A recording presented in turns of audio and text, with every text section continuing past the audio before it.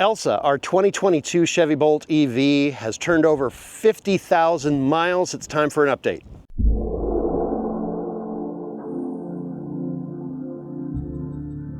In August of 2022, we purchased this 2022 Chevrolet Bolt EV 1LT, brand new, from a dealership here in Burleson, Texas. And for 30 some odd thousand miles, it was my daily driver. For the last year, it has been Dylan's daily driver. So I've got Dylan here joining me to kind of join in on the questions. How is the car behaving for you? It's beautiful and I love her, and I've driven an ICE car since I started driving this. My fiance's Mazda 3, and I hated it. I'm a convert forever. It's tough to go back. I don't really put much stock in those surveys that say that people who have bought EVs are clamoring to get back into their internal combustion engine vehicles. About a week ago, I put up a community post asking you for your questions on how this car's doing after 50,000 miles. So you want to get right into them? Yes, sir. Okay, first question is from Milo Hobo 9186. Hello, Milo. What is your current lifetime miles per kilowatt hour? It's 4.0. Which is what it was when we did the 35,000 mile, I believe, right? It hasn't degraded at all in the last 15,000 miles. The weather here is nice today, and so we're getting really good efficiency to make up for the hits that we may have taken in the wintertime. The car does lose some range in the winter. Well, I'm weak when it comes to the cold. If it is under like 50 degrees Fahrenheit outside, I don't want to go outside at all. So the wintertime, the efficiency is real bad because I'm blasting that heater. I have a little bit more insulation, so that might be why that I can handle cold a little bit better. But I have a theory. I have a theory that it has to do with where you were born, and your blood chemistry from where you were born determines how well you can handle cold. I don't think there's anything to this theory, but it makes sense for me. I was born in Ohio. It gets chilly there in the winter. I like cold. You were born in Southern California, so you like heat. I was born 5,000 miles up a mountain, though. Yeah, 5,000 feet up a mountain. 5,000 miles would be too many. If you were born 5,000 miles above, that would be like, wow, I didn't think that we could orbit. Anyway, but the current lifetime miles per kilowatt hour is 4 miles per kilowatt hour, which is right in line with what the car says it's supposed to do. I do usually drive this car with one pedal driving on. Not every EV has the ability to like turn one pedal on and off. I almost always have it on. We did do a test a while back with this specific car to see how much the efficiency is changed by having one pedal on and off and on like surface streets versus highway speeds. And the difference was negligible, but if it's important to you, it's worth noting I drive with one pedal almost all the time. So on to the next question. At Busog, I hope that's right, 97641 asks, would you buy another one? Do you want me to take that, or? Yeah, good question, Busog. You're asking about like, is there anything that would be a deal breaker for you on this car? Well, let me get into the reason why this car is not my daily driver anymore. Although riding in it today, I really got nostalgic. I like this car a lot. But my daily driver now is a Tesla Model 3 that we bought from Hertz because a year ago we were able to get a really good deal on it. And we had a big road trip planned for several months down the line that the time that it takes this car to charge would just have made that road trip impossible for us in the time frame that we had. The car could have done it. It just would have taken us so much longer that it would have just worn out. Wouldn't have been able to take a hotel break or anything.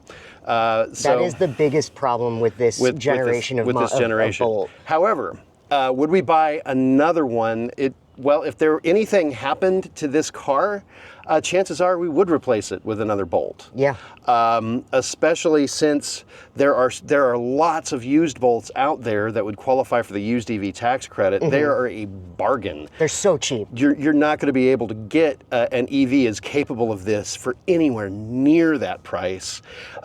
So yeah, if anything happened to this car, we probably would replace it with another Bolt. You just have to ask yourself if you're willing to deal with it charging a little bit slowly and having a little bit more road noise than at highway speeds especially. Yeah. But they stopped making the Bolt EV for a couple of years, just doing the Bolt EUV. People got mad. They're making the EV again with a new battery? Well, it's going to be the EUV. The Bolt EV is gone. Okay. But the Bolt EUV is coming back, and that kind of goes into the next question, and it's Milo Hobo 9186 again. What's up, Milo? Would you want them to Let me try to read that again and talk right.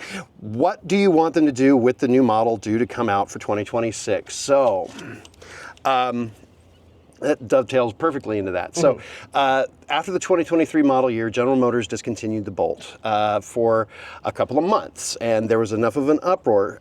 Because the Bolt was overpriced when it first came out, and so it wasn't selling super well. And then there was this big problem with a battery recall. That had to do with the chance for fire.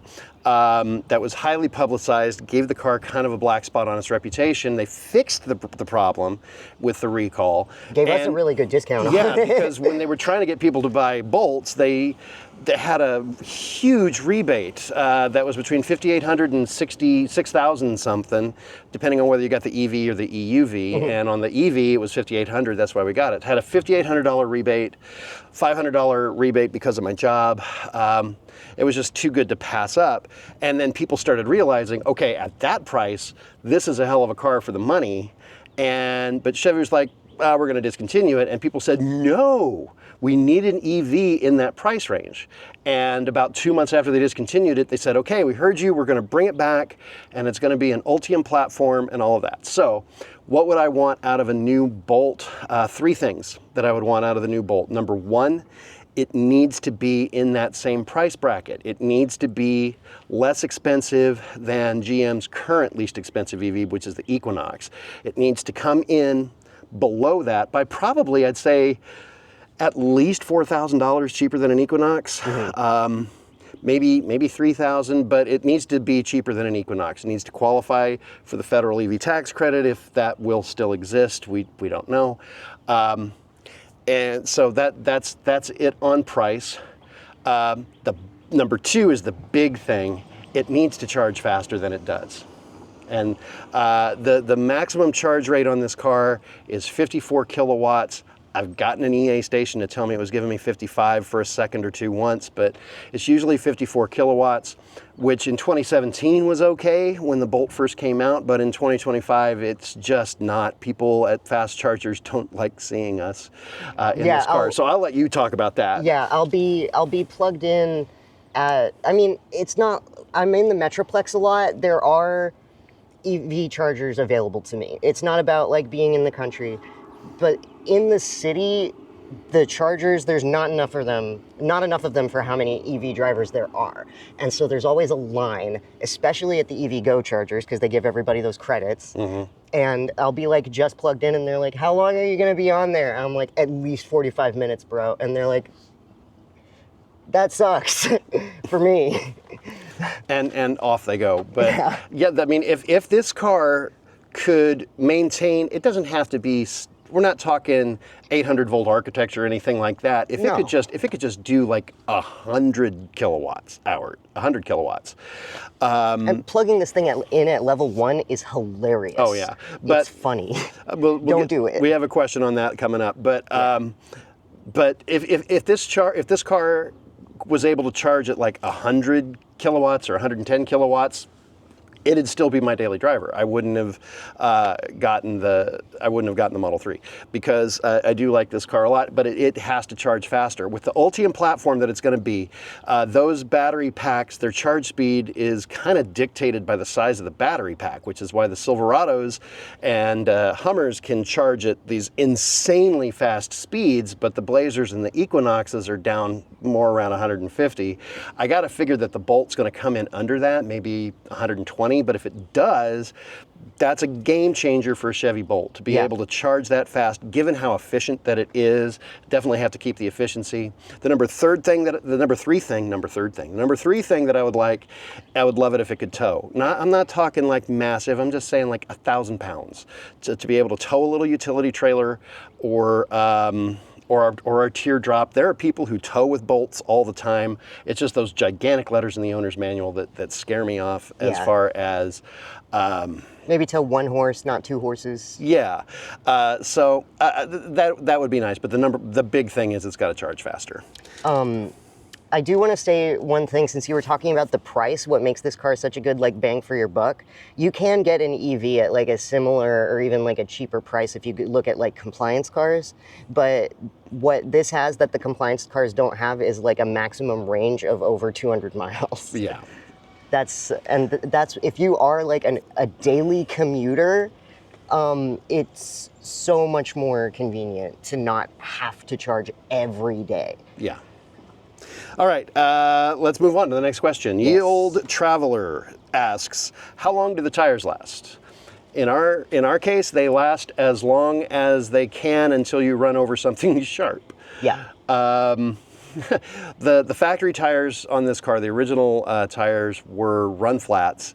And I did run over something on the freeway. The tire did self-seal after we got the nail out of it. And we were able to get quite a bit off of that tire before it gave up and no longer wanted to seal. And at that point, I said, let's go ahead and replace all the tires. Because we were at about 4/32 of an inch of tread. So we were getting close to needing them. And that was somewhere around 40,000, 42,000 miles. Yeah, that sounds right. So right. I'm going to say, if you don't run over anything sharp, maybe about 45,000 miles on the factory tires. Good luck not running over anything sharp, though. It can happen to anyone. Next question? Yeah. Ziploc 2000 asks, what, if anything, needed replacing? Well, the tires, because, went for the whole set and the car ran a lot better with the new tires. And nothing else. That's literally it. The only other work that we've taken the car in for was, like, we needed to buff out the body because I hit a pillar in a parking garage. Again, could happen to anybody. I'm not a bad driver. Could happen to anybody. But it hasn't needed anything else. I mean, we haven't even replaced the windshield wipers. That's right. Just the tires. It hasn't needed anything else. As far as reliability, the car, I did have the car in for service for a week and a half.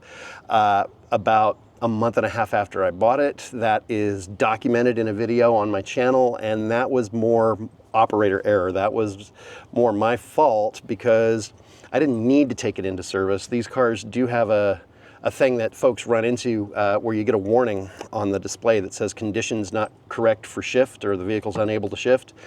And I got that and I couldn't get the car into gear. And I couldn't get the car to turn off. I didn't know what to do at the time, and so I called OnStar. They acted like they didn't know what to do, and so they had the car towed to the dealership, and the dealership they didn't know what to do. They got GM involved, and then went onto forums, which is what I should have done if I wasn't on my way to work. And a couple of things that you do is you can either hold the on-off button down until the car shuts off, and then it's fine, or if that doesn't work, take the remote, walk about 100 feet away from it, stay there for a couple of minutes, come back. If that doesn't work, get a 10 millimeter wrench and disconnect the negative terminal on the battery. The car just needs to reset. That's all it does, and then it's fine. And at the time, I didn't know that. I didn't have the capacity to understand that. And that's the only reason this car's been in for service. Never happened to me. Except for the first tire rotation.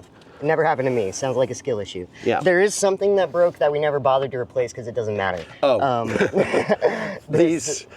These clips back here. There's little plastic clips that hold this shade down, and they're super fragile. Yeah, okay. There's something that they need to fix on the new Bolt is those things that hold the shade in place. Yeah. Tell me a Bolt owner that's okay with them, or the little fangs here. I have not ever hit my head on that though. So, but if you do, it'll hurt a lot. It hurts pretty bad. Okay. Next question: tire rotation frequency. I think our first tire rotation was at about 10,000 miles, and we did not rotate the tires every 10,000 after that. No, we did not. we're not good at that. Rotate your tires. It's a good idea. I don't have a jack at home, and just never think to do it. This question's from Dennis Lyon, 5412, and he asked a two-part question. Second part is longest day trip you've done in this car. And that's a question for you. I pretty much never drive more than like 80 miles in a day in this thing, but you took it pretty far. Yeah, I mean, well, you had mentioned I've road tripped this vehicle That's to Sevierville, Tennessee twice. We've road tripped it to Houston. We've road tripped it in over a lot, and those are documented on the channel. But you're asking about a day trip, and a day trip to me means that you leave home and return home on the same day. Yeah. And so the longest one of those that we took is going to be down to Boerne, Texas, which is west of San Antonio, when we went down to pick up your brother John's car. That's right. And that did take all day, but a lot of the reason that it took so long was negotiating for the car when we got there, and then that car that he bought had a flat tire on the way home, and the spare tire was flat, so we had to air the spare tire up. It was a bit of a thing, and that's a two-part video that I've got on the channel. About how many miles would you say that trip was? You know, I want to say 500. I want to say about 500 miles. Let me pull up the Google and see how far it is to Boerne, Texas. Directions from here, yeah, 240 miles from here, and this isn't home. We kind of took this route though. So yeah, it was about 500 miles. But there was other stuff that we were doing, like there would be on a day trip. You'd have other things that you would do. So, yeah, on a road trip, that's when you're spending all day driving. Yeah, so 500-mile day trip is definitely doable. I know in this car, I know because I've done it. Moving on. Nathan Rami 793. I hope I said that right. Sorry if I didn't. Nathan asks, have you noted any battery degradation?